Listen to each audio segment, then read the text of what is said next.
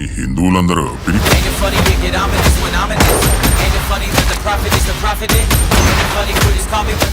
బాలీవుడ్ సంచలన దర్శకుడు Aditya Dhar action star Ranveer Singh combination లో వస్తున్న high voltage spy thriller Dhurandhar 2 ఈ సినిమాపై ఇప్పటికే భారీ అంచనాలు ఉండగా తాజాగా సోషల్ మీడియాలో వైరల్ అవుతున్న ఒక లీక్డ్ సీన్ ఇప్పుడు చర్చనీయాంశంగా మారింది.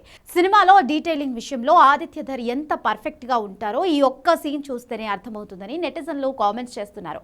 వైరల్ అవుతున్న సమాచారం ప్రకారం ఈ చిత్రంలో భారత ప్రధాని నరేంద్ర మోదీ 2014 ఎన్నికల సమయంలో దేశాన్ని ఉద్దేశించి చేసిన ఒక చారిత్రాత్మక ప్రసంగానికి సంబంధించిన సన్నివేశాన్ని వాడారు.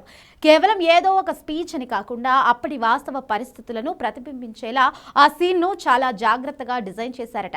సినిమాలో కథను ముందుకు నడిపించే క్రమంలో దేశంలో చోటు చేసుకున్న రాజకీయ మార్పులను చూపించడానికి ఈ ప్రసంగాన్ని వాడుకోవడం సినిమాకు ఒక రియలిస్టిక్ టచ్ ఇచ్చిందని విశ్లేషకులు భావిస్తున్నారు.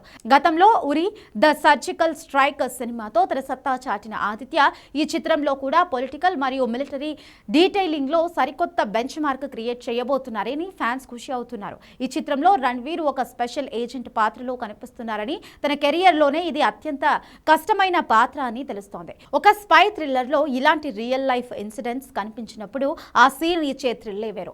ఆదిత్య ధర్ ఈసారి ఏదో పెద్దవే ప్లాన్ చేశారు అంటూ నెటిజన్లు ట్వీట్స్ చేస్తున్నారు. ఈ క్రేజీ ప్రాజెక్ట్ లో రణ్వీర్ సింగ్ తో పాటు సంజయ్ దత్, ఆర్ మాధవన్, అక్షర్ ఖన్నా వంటి దిగ్గజ నటీనటులు కూడా కీలక పాత్రలో నటిస్తున్నారు. పాన్ ఇండియా రేంజ్ లో భారీ బడ్జెట్ తో వస్తున్న ఈ సినిమా దేశవ్యాప్తంగా మరియు అంతర్జాతీయ గూఢచారి వ్యవస్థ చుట్టూ తిరుగుతుంది. వైరల్ అవుతున్న విజువల్స్ చూస్తుంటే మేకింగ్ స్టాండర్డ్స్ హాలీవుడ్ రేంజ్ లో ఉన్నట్లుగా తెలుస్తుంది. ప్రధాని మోదీ స్పీచ్ వంటి సన్నివేశాలు సామాన్య ప్రేక్షకుడిని సినిమాకు మరింత దగ్గర చేస్తాయని చిత్ర యూనిట్ భావిస్తున్నారు. సినిమా అంటే కేవలం వినోదం మాత్రమే కాదు, వాస్తవ సంఘటనలను కళ్లకు కట్టినట్లు చూపించడం కూడా అని ఆదిత్య ధర్ మరోసారి నిరూపిస్తున్నారు. మరి దురంధర్ 2 లాంగ్ రన్ లో వెండితెరపై ఎలాంటి రికార్డులను సృష్టిస్తుందో చూడాలి. మీ హిందువులందరూ